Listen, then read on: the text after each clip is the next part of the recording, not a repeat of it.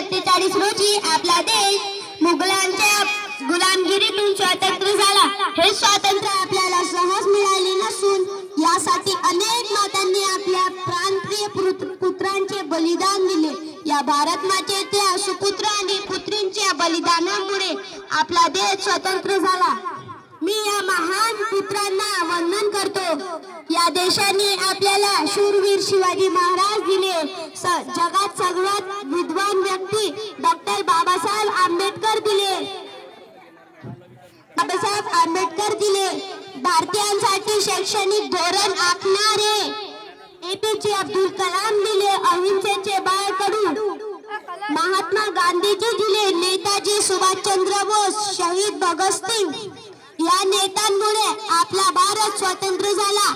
मी आपणास एक आवाहन करतो की कोणी जातीभेद, धर्मभेद, भाषाभेद करावे नाही।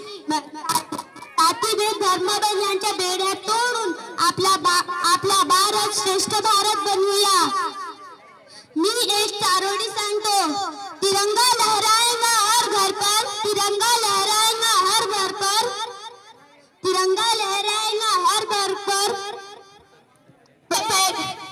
क्योंकि ये जश्न फिर से आएगा, ये आजादी का जश्न फिर से आएगा।